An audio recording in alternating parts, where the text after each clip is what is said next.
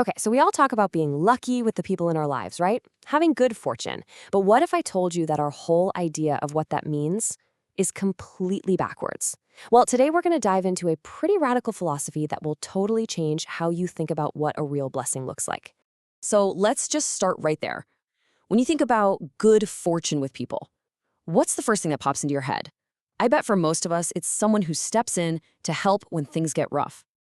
Yeah, you know exactly what I'm talking about. Maybe you're broke and a friend lends you some money. Or you're hungry and someone brings you food. Or you just need a shoulder to cry on. These are the people we see as our saviors, right? Our little human good luck charms. It's just obvious. That's a blessing. Or is it? Well, according to the philosophy we're digging into today, no, that is not a blessing. That is not good fortune. In fact, that way of thinking is seen as totally, completely wrong. It's a pretty shocking statement, and it really makes you stop and question everything you thought you knew about what it means to help someone.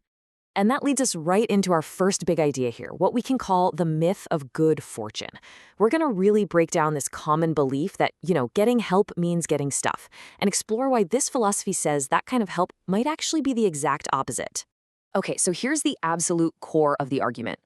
This way of thinking says that when you're going through a hard time, it's not just bad luck.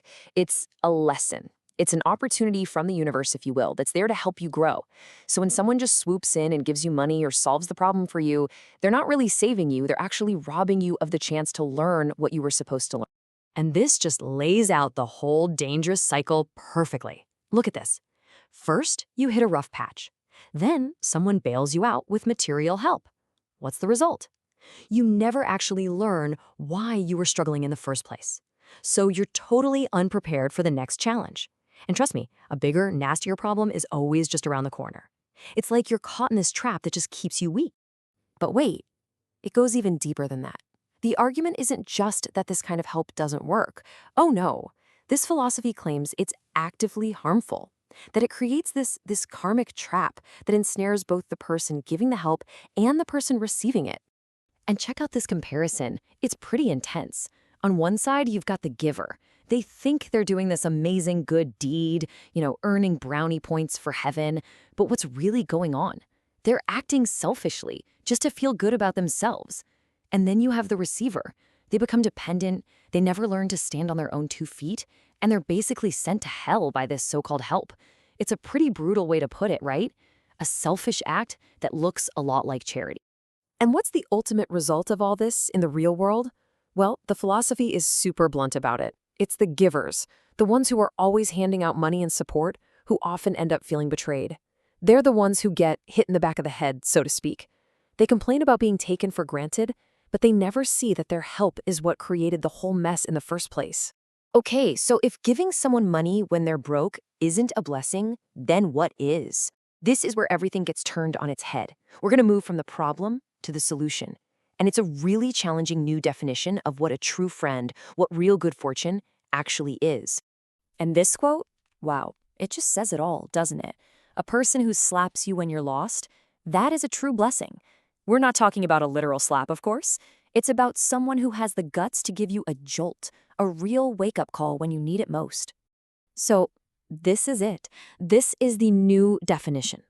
True good fortune, what's called inbok in Korean, is having someone in your life who delivers that painful but necessary truth.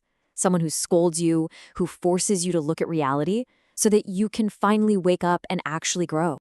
Because at the end of the day, that's the whole point, isn't it? To truly live your own life, not to be carried through it by other people. This is the only kind of help that truly empowers you and builds that genuine, unshakable strength. Okay, I know what you might be thinking. Hold on. Are you saying giving food to a hungry person is a bad thing? Well, the philosophy has a really interesting answer for that. It basically argues that the rules have changed because we're living in a completely different age now. So let's look at this paradigm shift. Back in the day, in what's called the age of ignorance, survival was the name of the game. Just getting by was a huge deal. So yeah, back then, giving someone food or shelter was absolutely a virtue. But today, we're in the age of knowledge. We have information, we have intellect. Our goal isn't just to survive, it's to grow, to awaken.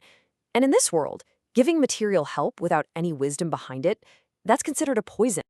All right, this brings us to the final and maybe the most important piece of the puzzle. If you really want to put this into practice, you have to get the difference between two ideas, kindness and righteousness. And believe me, they are not the same thing. This table just lays it all out so clearly. Let's look at kindness first.